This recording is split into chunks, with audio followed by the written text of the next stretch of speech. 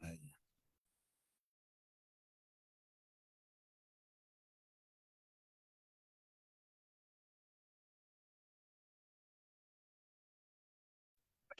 Licenciado, buenas noches. ¿Me confirma si se encuentra en sala, por favor?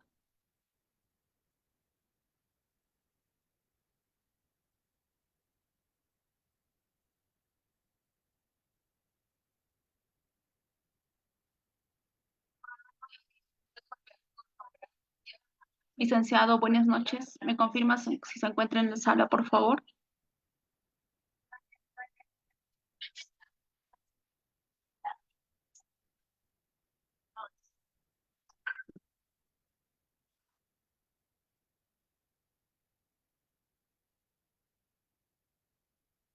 Licenciado,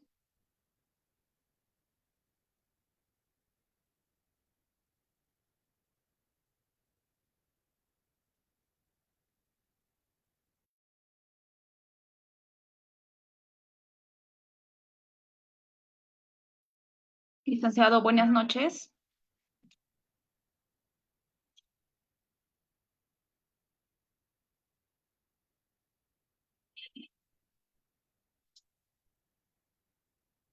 ¿Me confirma si está en sala, licenciado?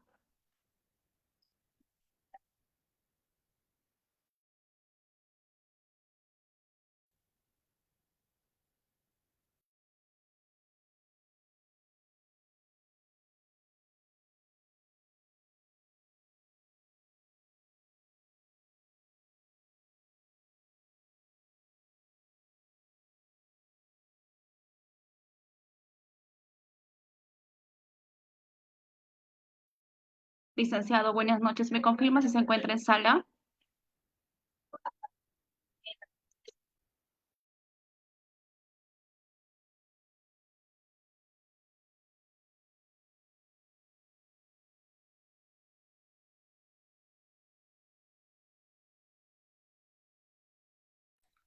Hola,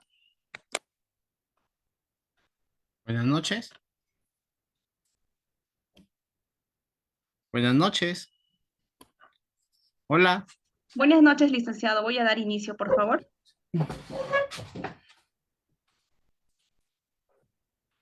¿Puedo dar inicio? Sí, ok. Ok, licenciado. Ya. Mi celular. Muy buenas noches, estimados participantes. Les saluda Diana, asesora académica del Centro de Capacitación Internacional Público-Privada Galeno SIC. Bienvenidos al curso de metaperitajes. El ponente a cargo del curso es el licenciado José Tesen Barreto. Para una buena presentación, por favor, mantener micrófonos y cámaras apagadas a menos que el ponente solicite su participación. Cualquier duda o consulta que tengan, le responderá al final de la presentación. Asimismo, para todos los participantes que desean solicitar material, clase grabada y certificado, les dejo mi contacto en el chat. Esperando que el curso sea de su agrado, le doy el pase al ponente. Buenas noches con todos. Gracias una vez más al Grupo Galeno por la invitación a este interesante curso que es metaperitajes, ¿no? Entonces, comencemos. Cualquier duda o consulta, como ya saben, ahí está el número de pantalla que nos puedan comunicar.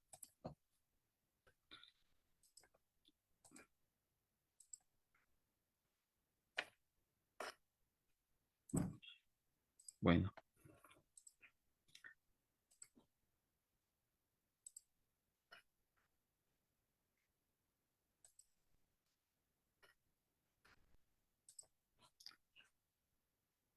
metaperitajes.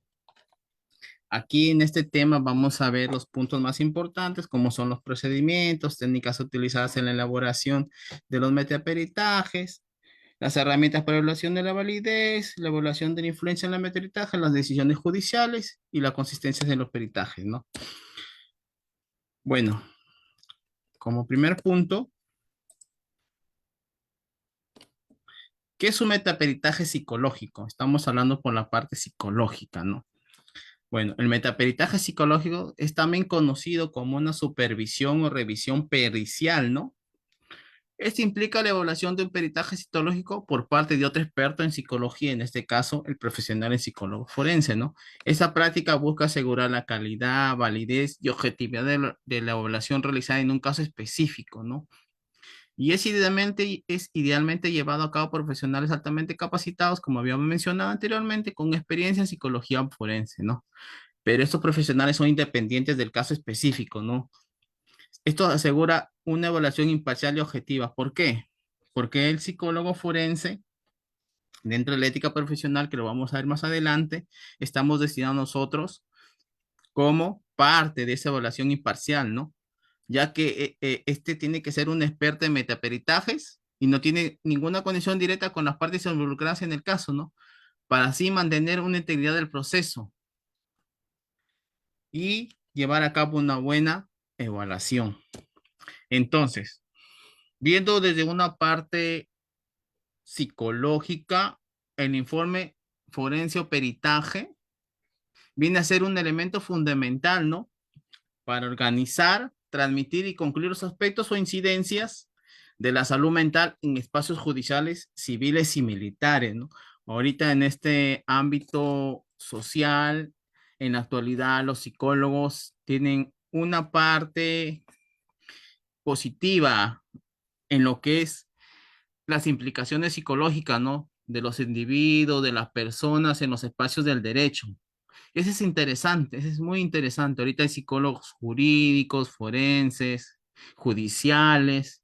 Nos estamos involucrando un poquito más en esos aspectos para que el profesional con exigencias de especialización ya sea adquiridas por procesos de profesionalización de la actividad, ¿no? Hay ahorita cursos, diplomados, especializaciones para que nosotros podamos llevar esa especialización, ¿no? Y formar parte de ese equipo del ámbito peritaje, ¿no? Y esto da luces al juez, ¿no? Para la apropiada toma de decisiones, ¿no? En aras del debido y al justo proceso, preferentemente basada en una opinión especializada y no solamente la opinión de un profesional. Es un grupo de trabajo que tenemos que involucrarnos y estar altamente capacitados, ¿no? Como bien dice, el objetivo del peritaje psicológico, del metaperitaje. ¿Cuál es el objetivo de ese peritaje psicológico? Mejorar la calidad de la evaluación psicológica. ¿Cómo así? Nosotros vamos a garantizar que las evaluaciones sean relevantes y efectivas mediante la evaluación psicológica, mediante las entrevistas, mediante los test proyectivos, los test psicológicos, ¿no? Solamente así vamos a detectar el problemas en la evaluación. Por ejemplo, identificar sesgos que puedan desviar los resultados y corregirlos. ¿Cómo se corrige? Mediante los test pre y post psicométricos, ¿no? Así también vamos a enriquecer el perfil del evaluado, ¿no? ¿Por qué? Porque vamos a permitir al evaluado una comprensión más amplia de sus fortalezas y debilidades, ¿no? Estamos hablando del aspecto emocional, ¿no? Y también vamos a promover la ética profesional. Como profesionales vamos a garantizar nosotros, ¿no? Que los estándares éticos, ahí viene la ética, que sean cumplidos y respetados, porque en toda profesión tenemos una ética profesional que nos va a garantizar cumplirlas, siempre identificando las normas y los reglamentos de cada caso, proceso que nosotros queramos participar, ¿no? En este caso estamos hablando de un metaperitaje, ¿no? Entonces, nosotros también tenemos herramientas utilizadas en el peritaje psicológico, ¿no? Las herramientas vamos a tener como puntos de iniciar los artículos de investigación. Nosotros ahí vamos a tener que recopilar las investigaciones en el área psicológica que nos van a servir, sí, nos van a servir como bases para este proceso, ¿no? Porque hay artículos que han tenido que ser analizados, han tenido que ser validados, tener su confiabilidad y nosotros vamos a tener que especializarnos en esos artículos, ¿no? ¿Para qué? Para que nosotros tengamos una herramienta de análisis y esas herramientas nos van a ayudar a detectar errores y mejorar la calidad de la evaluación. Por eso es importante analizar siempre un artículo cuando estemos en una etapa de investigación, para que en el proceso nosotros tengamos un bien en utilizarlas. En este caso, en un metaperitaje, que es un Es un documento legal, ¿no? Entonces, nosotros vamos a tener que utilizar medios probatorios, ¿no? Por el psicólogo. En este caso, nosotros somos psicólogos peritos, ¿no? Entonces, viendo desde un punto psicológico, nosotros vamos a tener que tener una prueba pericial, ¿no? Esta prueba pericial es solicitada en la fase de investigación, ¿no? Iniciativa de las partes y aceptada por el juez. Esta prueba pericial es un medio de prueba indirecto y científico, ¿no? Que nos sirve para ilustrar a una ciencia, una técnica o un arte. Siempre se dice que siempre las pruebas documentales y el informe, tal como aceptado por el juez como prueba. Entonces, en esta fase de investigación, la prueba pericial tiene que ser mediante una investigación científica, ¿no? Para ilustrar esta ciencia y tomarlo como un arte para tener un documento y un informe aceptado por el juez como una prueba, ¿no? Y el concepto técnico psicológico forense, ¿cómo lo vamos a tomar?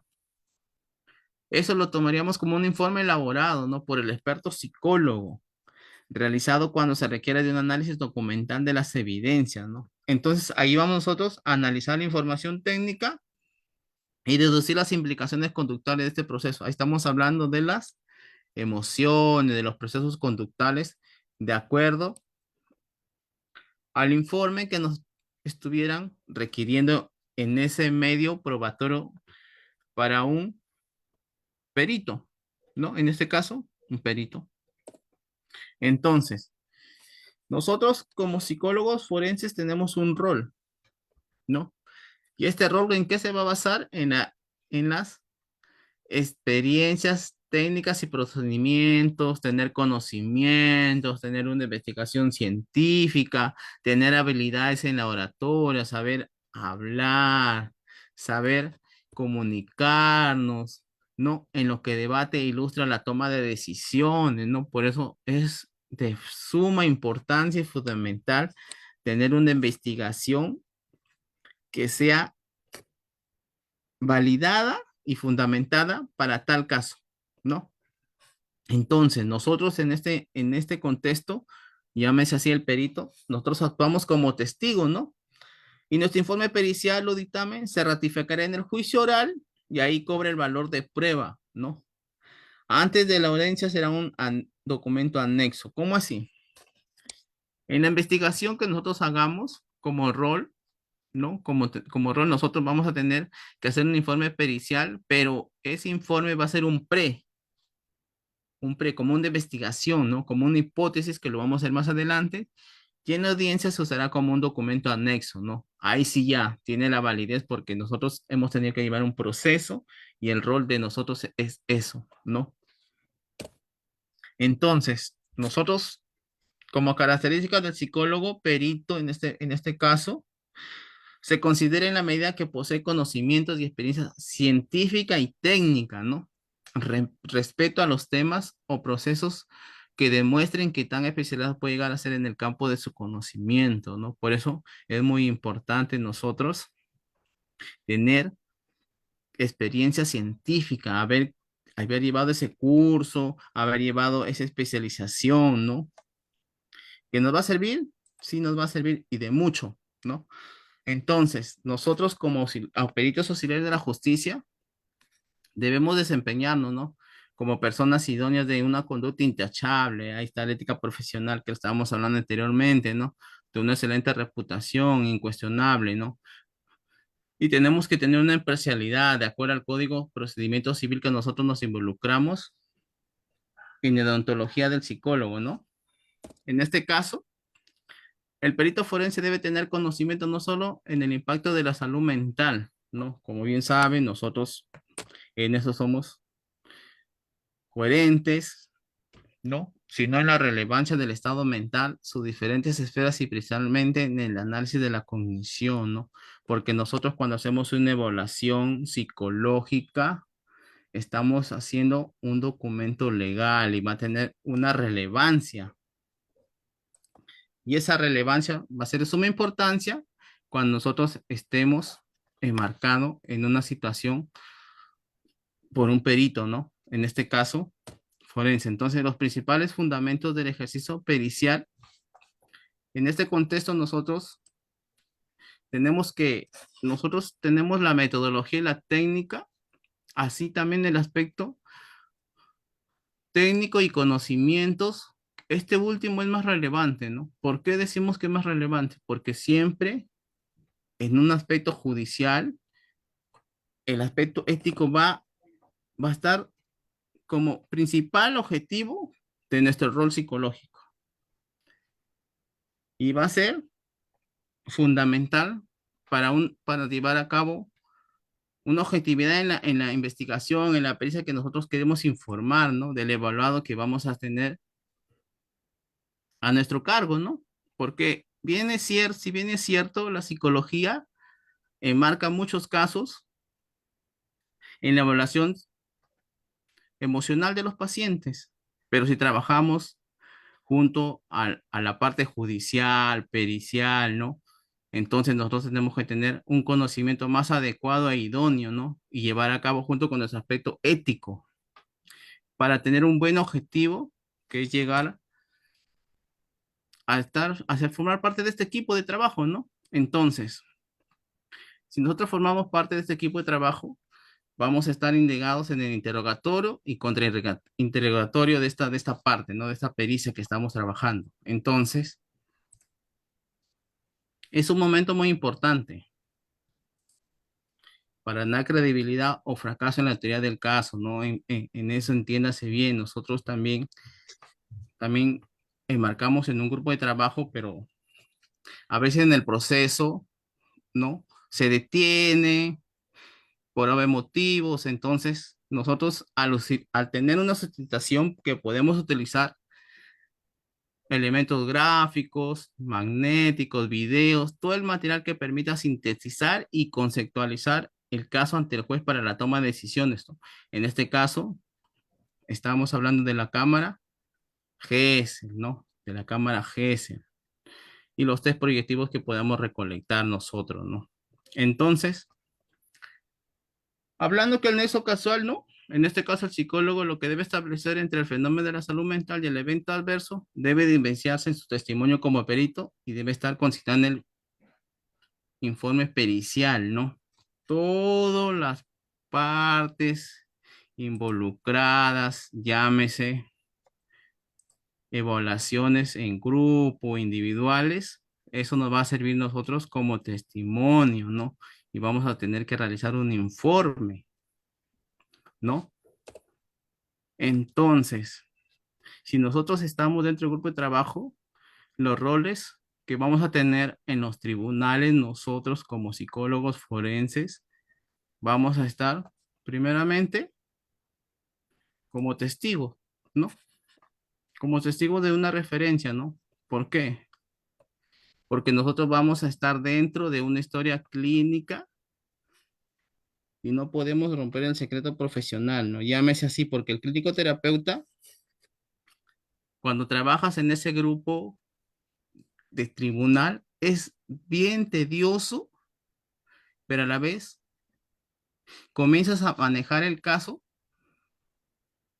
cuando ambas partes se ponen de acuerdo, ¿no? Entonces nosotros a veces nos informan como testigo, ¿por qué?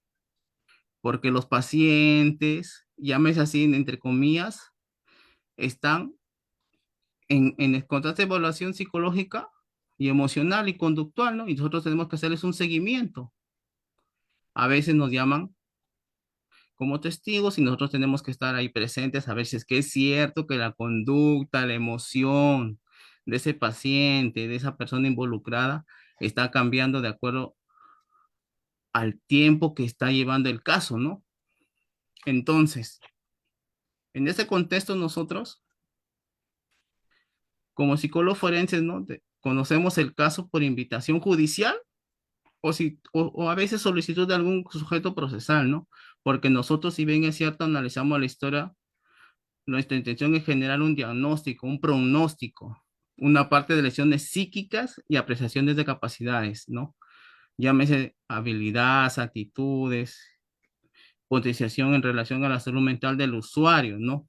A veces, si bien es cierto, en la parte judicial, pericial, las evaluaciones a veces necesitan mucho de los psicólogos forenses. ¿Por qué? Porque aparte que nosotros recolectamos la información en el aspecto emocional y conductual de ese paciente, también tenemos que ver si tiene relación con sus habilidades que tiene y las capacidades que a veces puede no informar, ¿no? Pero ¿y por qué? Porque no le dan motivo a sustentar mediante un test. Entonces, el psicólogo experto en estos casos es un profesional reconocido, ¿no? Como le hemos dicho anteriormente, invitado a aclarar, a puntualizar, a definir o profundizar en un tema que es motivo de debate judicial, ¿no? Como habíamos dicho anteriormente, ¿no?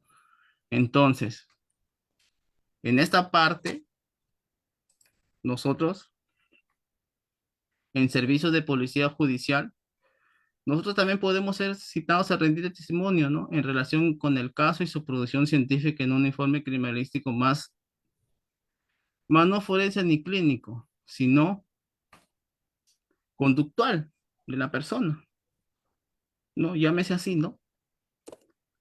Entonces, como hemos dicho anteriormente y al principio, la ética profesional es lo esencial en una rama de la psicología y en todas las profesiones que podamos nosotros enmarcar. Entonces,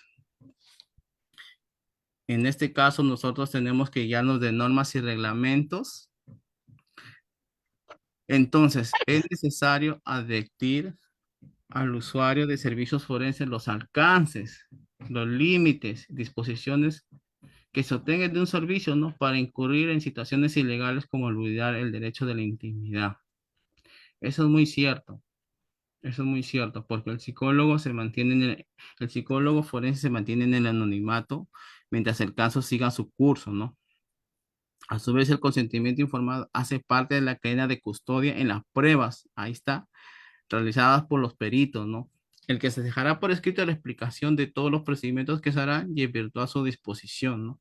Entonces, nosotros tenemos que tener un consentimiento informado para poder trabajar desde la parte pericial. Entonces, ahí va a ser importante la confidencialidad de la información, ¿no? Solamente esa información nosotros vamos a entregarla al personal autorizado que trabaje junto con nosotros, ¿no? En este caso, al equipo de la salud que está involucrado en este perito judicial. Entonces, ¿qué viene a ser un informe o dictamen pericial? ¿No? ¿Qué viene a ser eso? Si estamos hablando del rol del psicólogo forense, si estamos hablando de un peritaje, si estamos hablando de la ética profesional, de la confidencialidad. Entonces, viene a ser un peritaje, es un informe realizado por un experto en una materia específica. Ahí está, como estábamos hablando anteriormente, perito judicial, ¿no? En que nosotros podemos dar nuestra opinión profesional, ¿no? Sobre cuestiones planteadas por el juez o las partes, ¿no? En este va a comprender una investigación, un análisis, una valoración profesional para un procedimiento judicial que tiene por finalidad elaborar un informe pericial. En este sentido, nosotros tenemos que plantear el proceso, tenemos que plantear los informes, tenemos que plantear la investigación que vamos a realizar y lo que nos va a pedir el juez en este sentido, ¿no? Entonces, a veces sucede a menudo en un proceso que alguna de las partes necesita explicar la naturaleza de un hecho, ¿no? Pero debido a la complejidad del mismo, se hace necesaria la ayuda de un experto que ilustre a los asistentes. En este caso, dentro del grupo de trabajo, habrá un psicólogo forense, a veces un psicólogo judicial, ¿no?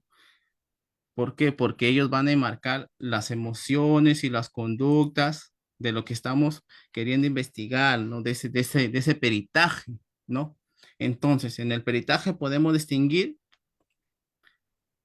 al profesional que realiza la investigación, el objeto o personal que es investigado, a veces es de suma importancia la investigación como proceso, donde se utilizan conocimientos técnicos y científicos, artísticos, ¿no? ¿Por qué decimos artísticos? Porque se necesita de algunos miembros del equipo que sepan hacer unas buenas tomas a las evidencias, un buen video, un buen dibujo, ¿no? Una buena recopilación de los datos, ¿no? Por eso dice que el objetivo de tener pruebas para la casual penal, ¿no? Eso es muy cierto, ¿no? Porque científicamente nosotros tenemos que tener una técnica exquisita para una investigación. Eso sí. Entonces, y la forma procesal, es decir, el proceso a seguir, ¿no? De acuerdo a las evidencias encontradas, vamos a marcar nosotros un, un tema, una hipótesis y los procesos que tenemos que guiarnos para llegar a un caso, ¿no? Que lo vamos a ver más adelante. Entonces, las técnicas y procedimientos aplicados al peritaje, ¿no? Hay técnicas y procedimientos, ¿cierto? Sí, muy bien. Entonces, a veces se enmarcan por psicólogos y otros profesionales de la salud, en este caso, el forense. Entonces, nosotros somos de autoayuda para ellos, trabajando en alianza con ellos en un grupo, y las técnicas apropiadas a veces tienen un cronograma que marca bastante tiempo, pero es bueno seguir el curso, ¿no? Entonces, los procedimientos periciales son los métodos, los actos que aplica el perito, ¿no? En este caso, el grupo de trabajo para desarrollar su programa y obtener la información y comprobación necesaria, ¿no? Para lograr el objetivo, ¿no? Nosotros tenemos métodos, dentro de los métodos están las normas, los reglamentos que tenemos que seguir nosotros. Y el desarrollar ese procedimiento a veces marca tiempo y te están haciendo que desarrolles lo más antes posible. Entonces, en este caso, nosotros tenemos que tener como importante la lectura del expediente judicial, ¿no? Este documento es de suma importancia y requiere pericia, precisión y capacidad de entendimiento de la causa, ¿no? Aquí tenemos nosotros que ir identificando y tomando nota de los asuntos que interesan al juzgador y que son útiles para el trabajo pericial, ¿no? Como les decía anteriormente, en el grupo de trabajo tiene que haber un artista, un técnico, ¿no? Un lector para que nosotros tengamos identificado lo que nosotros vamos a desarrollar, lo que a nosotros nos interesa, el asunto que queremos llegar, ¿no? Entonces, también lo relevante de hechos importantes, permitir al lector relevar los hechos importantes del litigio, ¿no? Ahí nosotros tenemos que tener una copia, ¿no? ¿Por qué? Porque esto no va a ser como el objeto de un peritaje y los puntos de la pericia sobre lo que esto se debe informar. Entonces, es importante que nosotros tengamos una copia. Todo el equipo de trabajo necesita tener una copia para poder guiarnos, ¿no? Para trabajar todos en el mismo contexto, ¿no? Eso ya se sabe en todos los objetivos siempre se hace una selección de criterios, evaluación de pruebas, ¿no? En esta fase, la preocupación en este caso del grupo del perito debe estar orientada hacia la evaluación de las pruebas que configuran el hecho. Ahí sí, ahí sí nosotros tenemos que dar una opinión para sustentar, ¿no? Si estas tienen validez y rigor jurídico probatorio, ¿no?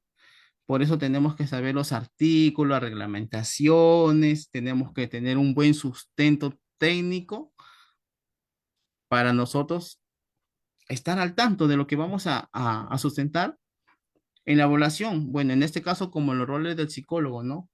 Nosotros tenemos que tener en cuenta los artículos para guiarnos y saber, dentro de la ética del psicólogo está eso, las normas y reglamentos, ¿no? Las leyes. Entonces, dentro de esto vamos a tener una constatación de hipótesis dentro del grupo de trabajo. Entonces, los supuestos de ejecución, una falta, son los que generan un litigio, ¿no? Entonces, una hipótesis. Estos deben ser evaluados y validados profesionales, en este caso, un grupo de trabajo, ¿no? Obviamente con las pruebas existentes del caso, ¿no? Ahí nosotros vamos a tener que guiarnos de las normas técnicas para poder hacer una hipótesis del suceso, por qué sucedió, por qué se hizo así, por qué se tiene que evaluar de esta manera, qué test le vamos a aplicar, ¿no? Qué test proyectivo vamos a tener en cuenta para el evaluado. Y tener, como les hemos dicho anteriormente, una confrontación con el marco legal, ¿no? Ahí está, miren, en esta partecita quiero que tengan en claro, ¿no? A diferencia de la auditoría, el peritaje debe sujetarse a las previsiones legales, ¿no? Respecto a la comisión de un delito o un daño en materia de controversia, ¿no? En este caso, es decir, tenemos que tener en cuenta las leyes y los reglamentos, ¿no? Porque nuestro criterio no lo van a tener en cuenta si es que no nos guiamos de los reglamentos y de las normas. Eso sí hay que tener muy en claro, ¿no? Entonces, hay técnicas de peritajes que son muy utilizadas en la actualidad, ¿no? Y en eso se reconoce cinco grupos de técnicas y 14 técnicas propiamente dichas, ¿no? Las cuales también son aplicadas al peritaje, ¿no? Dentro de este grupo de técnicas y normas está jugándose el rol del psicólogo. ¿Por qué? Porque ahí está el grupo de técnicas. Mira, en este caso, la ocular, que viene a ser la observación. ¿Por qué? Porque nosotros dentro de la técnica ocular tenemos una subtécnica o una técnica propiamente dicha, ¿no? Una comparación o compulsa. ¿Cómo así? Viendo la conducta, viendo la evaluación, cómo se manifiesta el evaluado, ¿no? La inspección, el rastreo, cómo maneja el lápiz, la hoja, qué dibujo hizo primero, ¿no? Y la verbal, la indagación, ¿no? En este caso, la entrevista psicológica, ¿no? Y la escrita, tenemos que analizar el dibujo, la escritura, la evaluación del test, en este caso la acción de revisión, la comprobación, ¿no? En los subtests, en este ejemplo, ¿no?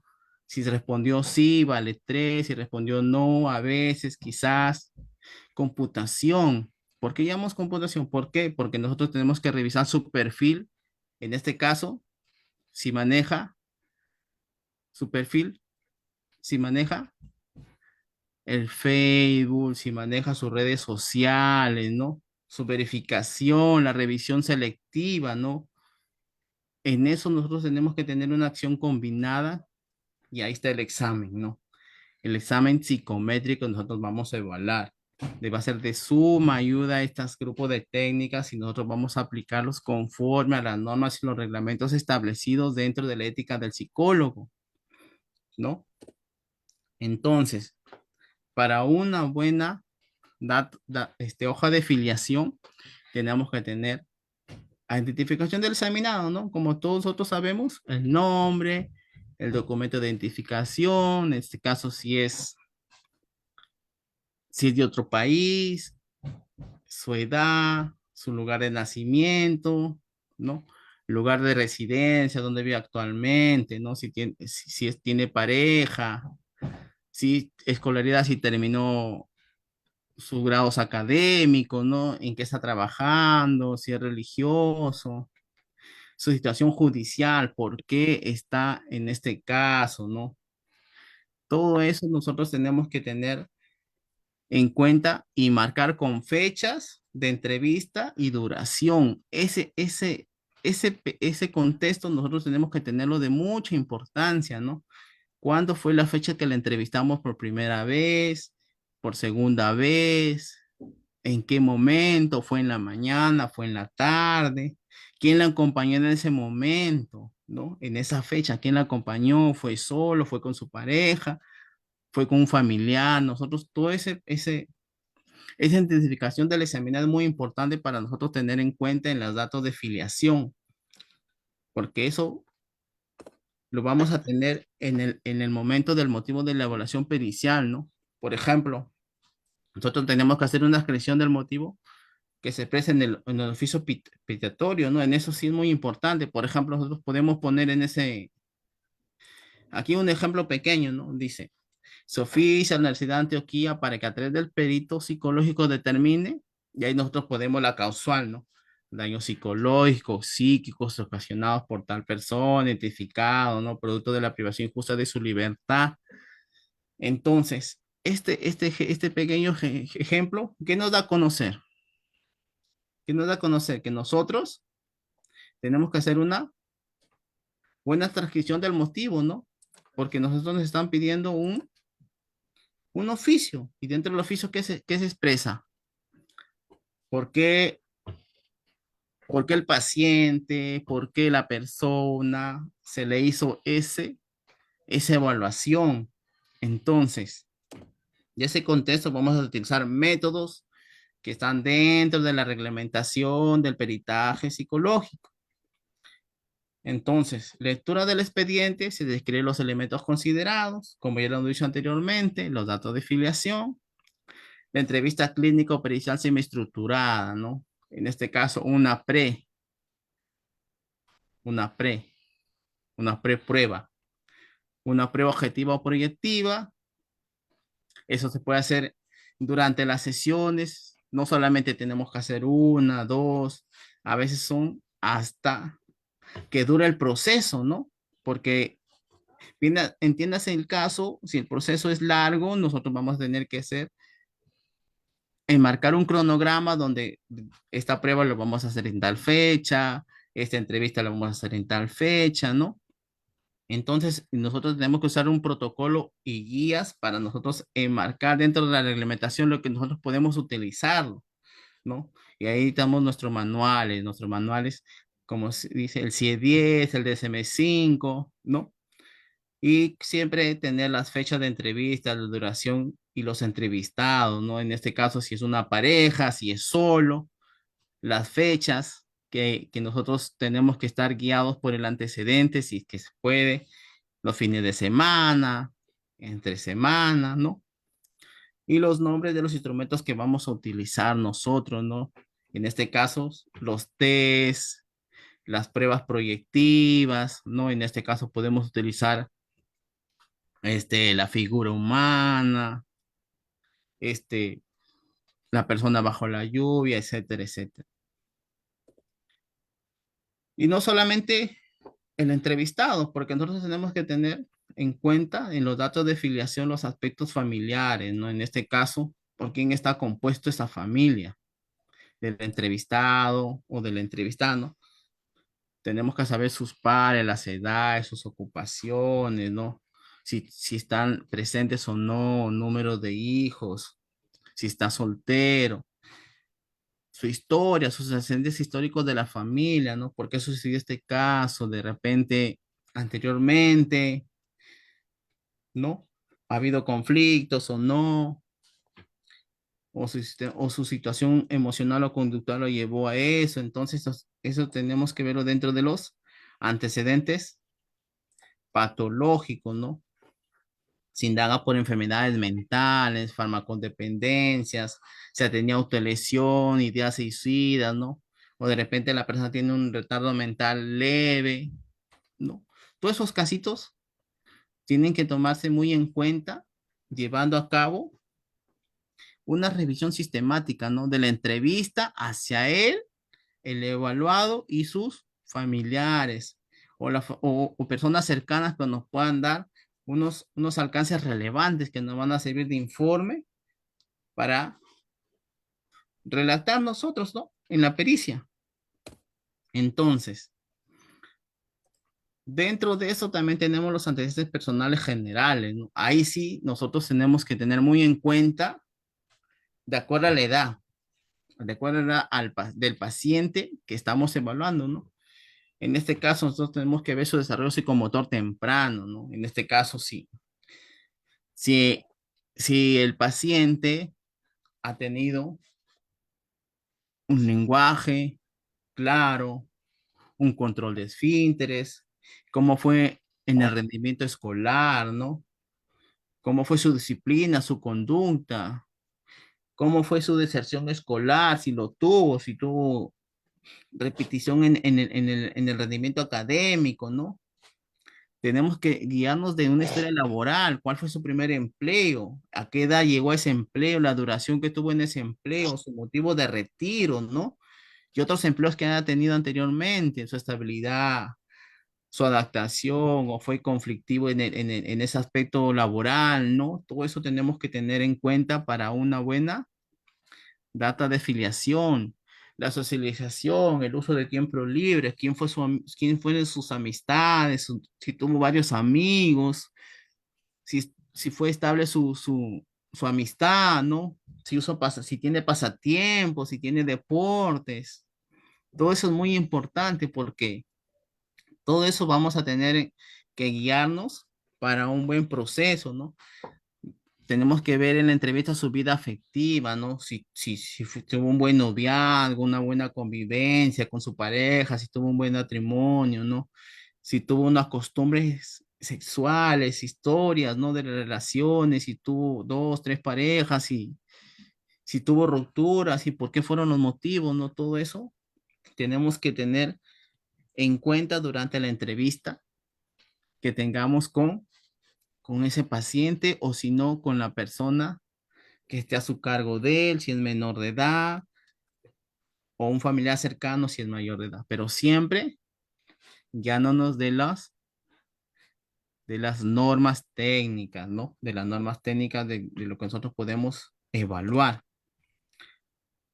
Y dentro de estos antecedentes personales tenemos los más específicos que nosotros en este caso tenemos que marcarlo más, ¿no? Si tiene antecedentes patológicos, por ejemplo, enfermedades médicas, si tiene presión arterial alta, si sufre de diabetes, ¿no? Traumático, si tuvo un traumatismo encefalocraniano o algo del sistema nervioso, un desmayo, una epilepsia. De repente tuvo un procedimiento quirúrgico, ¿no? Un ginecostétrico, si es mujer, ¿no? De repente tuvo un antecedente que, de sustancias tóxicas, ¿no? A veces sucede, ¿no? Y nos cuentan y nosotros no tenemos que tomarlo como relevante porque en esa parte es muy cohibido a veces el familiar o el paciente en contarnos eso, ¿no? Nosotros tenemos que tener unos datos de suma importancia, ¿no? Si tuvo una hospitalización por sustancias tóxicas, ¿no? Si tiene una abstinencia a la sustancia, ¿no? Si tiene un antecedente psiquiátrico, en este caso, si tiene un tratamiento psiquiátrico, si tiene un tratamiento psicológico, ¿no? De qué le diagnosticaron, qué medicación toma, qué hora, ¿no? Y si tiene, en este caso, judiciales anteriormente. Entonces, dentro de ese marco de los antecedentes personales, los datos de filiación, nosotros también tenemos que tener una evaluación de examen mental, ¿no? En este caso, una evaluación semiológica, ¿no? ¿Por qué? Porque nosotros ahí vamos a tener que marcar el porte y la presentación personal, ¿no? Cómo llegó a la entrevista, ¿no? Cómo llegó, si llegó un aspecto de relevante para la situación, ¿no? Si estuvo en un estado de conciencia pleno, ¿no? Si tuvo un conocimiento del objeto del examen. En ese caso, nosotros tenemos que guiarle, darle a entender a por qué, ¿no? La actitud y la expresión verbal que estuvo con nosotros durante la entrevista, ¿no? Afecto, si fue muy satisfactorio la entrevista, ¿no? Si se puso reacio, la sensopercepción, si tiene idea de lo que está llevando el evaluado, por qué, ¿no? Pensamiento, si piensa en algo positivo, en algo negativo, ¿no? En la atención, si nos tomó atención durante la evaluación, ¿no? Si se puso, cohibido de repente, ¿no? La memoria. Le preguntamos por el tiempo, le preguntamos por la hora, un mini examen mental, ¿no? Entre comillas. Sí, sí, sí, y la inteligencia, ¿no? Ahí sí tenemos que hacerle un test de personalidad. y las conductas, ¿no? Si tiene buena alimentación, si tiene buen sueño, ¿no? Sexual y de juicio, ¿no? Como es raciocinio, ¿no? Si tiene razón a lo que está hablando o esas incoherencias, ¿no? Entonces, todo ese examen mental tenemos que hacerlo durante la evaluación y la entrevista que nos estamos presentando con él. Si es posible, llegar a hasta la tercera, bueno, sí, hasta la tercera, de acuerdo a las normas y reglamentos, hasta la tercera sesión podemos seguir haciéndole un examen mental, porque a veces en la primera y en la segunda no, el paciente no ofrece confianza, ¿no? Entonces, y saber los hechos son, tener un resumen de los hechos, ¿no? Ahí en esa parte pericial, en esa parte que nosotros estamos formando como grupo, tenemos que tener un resumen de los hechos. Ahí se transcribe los hechos referenciados en escrito de demanda o noticia criminal, en esta entre comillas, ¿no? Según el caso, a discreción del perito, ¿no? Ahí tenemos que guiarnos por qué nos contó así, por qué se acuerda de esa parte, qué es lo que más relevante que a él lo conlleva a comentar eso, ¿no? Y la versión de los hechos y lo que él nos dice, tenemos que transcribirlo textualmente y el relato que hace el examinado sobre lo mismo, ¿no? Como le estaba diciendo, como le estaba comentando, cuando una persona durante la entrevista a veces da a conocer, nosotros tenemos que escribirlo porque ese va a servirnos de apoyo para cuando vamos a hacer el oficio, la relación, las notas, que más adelante lo vamos a ver. Entonces, dentro de los datos de la investigación, nosotros tenemos que retomar los aspectos conducentes a la conclusión del dictamen, ¿no? Nosotros tenemos que estar pertinentes a la solicitud del despacho, ¿no? Entonces, en este, como le decía, son de particular importancia las historias clínicas y certificaciones médicas o psicológicas. En eso ya tenemos que haber recogido los datos de filiación, ¿no? Los informes escolares, como les mencionaba anteriormente, las institucionales o laborales, según sea el caso. Como les mencionaba anteriormente, tenemos que ver si cómo le fue en el ámbito escolar, en el ámbito laboral, en la institución donde él participó, ¿no? Entonces, dentro de nosotros está los resultados de los instrumentos de la evaluación, ¿no? Ahí nosotros tenemos que transcribir los puntajes de las pruebas psicológicas aplicadas, ¿no? Sean objetivas o proyectivas. En este caso, vamos a aplicar la escala de la ansiedad y depresión de Zoom, ¿no? Y ahí vamos a tener resultados. Por ejemplo, aquí en este ejemplo, ¿no? Vamos a utilizar el inventario de ansiedad de Pais si lo amerita el caso, ¿no? Y entonces ahí, de acuerdo a esos puntajes, nosotros vamos a tener que marcar en el informe, ¿no? Nosotros no podemos, no podemos cambiar nada. Nosotros tenemos conforme está el puntaje obtenido por el paciente, ese puntaje tenemos que sustentarlo durante la evaluación, durante el informe. Entonces, dentro del análisis forense o discusión forense de los hallazgos, ya estamos hablando de la parte grupal, ¿no? Del grupo de trabajo, ¿no? Tenemos que hacer un entecamiento lógico de los hallazgos más relevantes, como les decía anteriormente, ¿no? Las notas, el contexto del evaluado, cómo se encontró, cómo está ahorita, cómo va a sustentar esa situación, ¿no? La interpretación de las pruebas, cómo le fue en el test proyectivos, en los test psicométricos, ¿no? Y el diagnóstico psicopatológico que hemos encontrado, ¿no? Y el diagnóstico forense que lo realiza, en este caso, el profesional del grupo, ¿no? Y entonces se usan fuentes teóricas. Por ejemplo, nosotros vamos a encontrar, estamos hablando de la parte psicológica, ¿no? Vamos a hablar que tiene una depresión o una incitación a sustancias tóxicas, entonces tenemos que usar las fuentes teóricas que nos dicen que las sustancias, en este ejemplo, las sustancias tóxicas dañan el sistema nervioso, entonces es un sustento porque es una fuente, ¿no? Y la depresión, ¿por qué? Porque tuvo durante los test proyectivos o psicométricos que tiene un sistema, un perito emocional que amerita a que tenga esa interpretación, ¿no? Entonces, dentro del este informe, nosotros en el grupo de trabajo vamos a tener que hacer unas conclusiones, ¿no? O una conclusión. En ese caso se responde a cada punto de la pericia, ¿no? No se argumenta y no se cita, y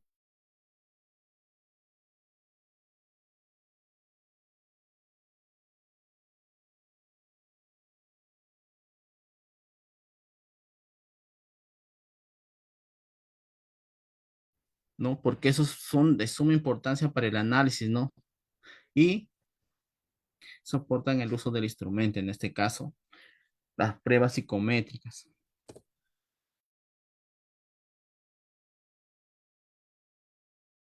En el grupo de trabajo firman al final del dictamen, el que está encargado, ¿no? Como si dice, el líder del grupo, ¿no? Y nosotros paginamos todo el documento, ¿no? En este caso, enumerarlo, ¿no? Y a veces se evitan las recomendaciones, pero sin embargo, si el examinador requiere atención a acompañamiento especial, en este caso psicológico, psiquiátrico, médico, se sugiere seguir el tratamiento, ¿no?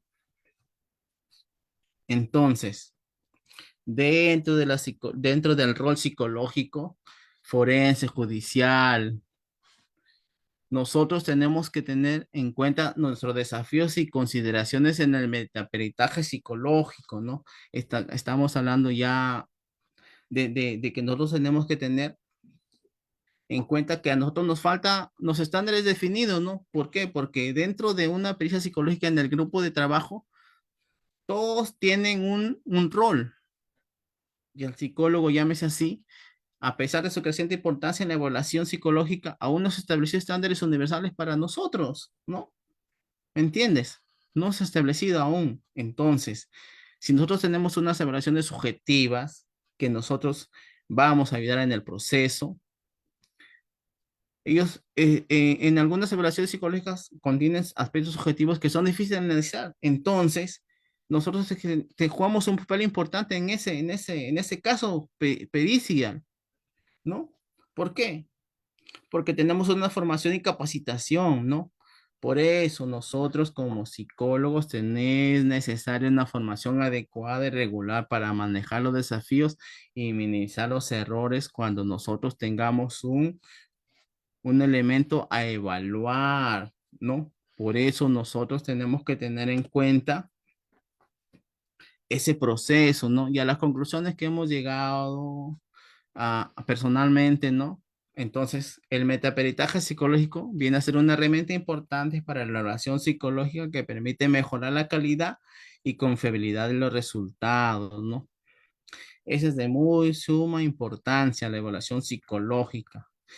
Por eso ahora, actualmente, los psicólogos ya están teniendo más actividad en los procesos judiciales, penales, procesales, ¿no? Porque ya nos están abriendo las puertas, ya, pero nos falta estandarizarnos. Entonces, como recomendación personal, ¿no? Se recomienda que se establezcan estándares y se mejore la capacitación y la educación continua, ¿no? De los profesionales, estamos dando de los psicólogos para que puedan hacer un mejor uso de esta técnica. En este caso, las evaluaciones psicológicas, test proyectivos, para un buen metaperitaje. Entonces, espero que haya sido de su agrado el tema. Espero si tienen alguna pregunta, alguna duda, alguna consulta. Y como les decía anteriormente, si desean la certificación, las diapositivas y el tema que hemos desarrollado hoy día, ahí están los números de contacto para que se puedan comunicar. Entonces, si tienen alguna pregunta por el chat, Sí, doctor, buenas noches. Yo quiero hacer una pregunta. y díganme. Doctor, bueno, el interés mío era, ¿qué es un metaperitaje? ¿Qué son los metaperitajes? O sea, yo quiero saber qué son los metaperitajes y para qué me sirven. Si yo puedo hacer un contraperitaje a otro peritaje, ¿cuáles son los fundamentos técnicos de este metaperitaje? O sea, ese era, ese era el objetivo de que yo necesitaba aprender en este curso de metaperitajes. Bueno, agradezco el criterio y sus conocimientos. Creo que usted es psicólogo, pero no está encaminado a lo que yo necesitaba saber. O sea, yo soy un profesional en criminalística, yo soy perito de criminalística en Ecuador, tengo mucho conocimiento de lo que es este tema de claro, peritajes, yo soy documentólogo, soy audio y video, informático forense y algunas áreas, pero a mí lo que me interesaba es saber qué es el metaperitaje. Es que, ya, muy bien. El metaperitaje está dentro del ámbito psicológico. No sé si tú habrás escuchado que tiene una conexión directa con las partes involucradas dentro de la parte emocional y conductual, ¿no? En este caso, la parte psicológica, porque dentro de un grupo de trabajo, una meta se marca a lo que quieres llegar y el peritaje es la evaluación de una pericia. Entonces, estamos dentro de un grupo de trabajo, ¿no? Y este elemento es fundamental. Esta práctica busca asegurar, ¿no? La validez, por eso, ahorita como miembros de psicólogos, ahorita están involucrados en esta parte, como te decía anteriormente, ¿no? No tenemos un estándar nosotros aún, ¿no? Jugamos como una tercera persona en los casos. No sé si tú te darás cuenta en tu grupo de trabajo, los psicólogos somos enmarcados como una tercera persona, ¿no? Por eso los metaperitajes están destinados para el rol del psicólogo, ¿no? Si tú eres forense, te darás cuenta, ¿no? Que nosotros estamos como una tercera persona, como un miembro externo dentro del grupo de trabajo, ¿no? Doctor, o sea, lo que usted me quiere explicar es de que usted es, o sea, hace metaperitajes, pero en el área de psicología. Claro, en el área de psicología, ¿no? Las conductas, las emociones del evaluado. Nosotros solamente jugamos un pequeño papel en ese contexto. Lo que pasa es que, bueno, de pronto uno hace mal el seguimiento a lo que ponen en los comunicados para ingresar a estos cursos. O sea, a mí mi interés es un metaperitaje, es hacer una pericia a otro informe que realizó otro perito y ver las falencias que tiene ese informe. O sea, ese era mi objetivo. Claro, ¿no? Sí, pero nosotros estamos hablando de la parte psicológica. Pero es que eso no lo ponen bien claro. Deberían poner en el anunciado, se va a dar una meta peritaje en el tema psicológico. O sea, yo respeto su criterio, pero o sea, para mí no era de mi interés. O sea, no, para mí no llena mis expectativas que yo necesitaba saber. Yo Ujú. necesitaba saber es en el tema documental, en el documento forense. O sea, eso, doctor, disculpas. Ya, muy bien, muy bien. Buenas noches. Cuídate, compañero.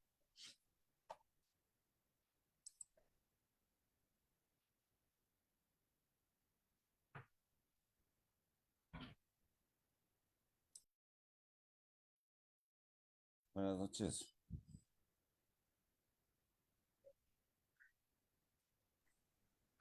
Sí, escucho, escucho.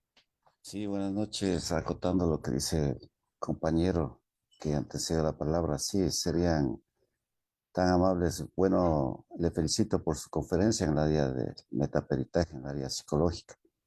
Sí, yo también soy abogado penalista, magíster en criminalística, todas esas cuestiones. Pero como dice el compañero, teníamos otra expectativa de cómo hacer un metaperitaje, por ejemplo, en el área de un peritaje de documentología, pericia caligráfica, grafotecnia, en el área penal, civil, laboral, administrativa, etcétera, etcétera. Pero aquí usted se ha enfocado prácticamente en la metapericia psicológica.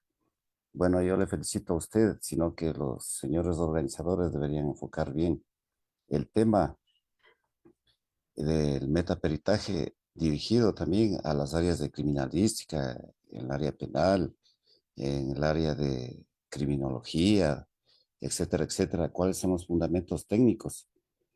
¿Qué puntos debe reunir Ujú. un Bueno, peritaje para ser contradecido a través de un peritaje en reunión de varios profesionales de un área específica? En este campo usted solo lo ha hecho en el área de psicología, por lo tanto me acoto y con respeto, muy buena su conferencia, pero los organizadores deberían especificar bien el tema que organizan y exponen al público. Muchas gracias.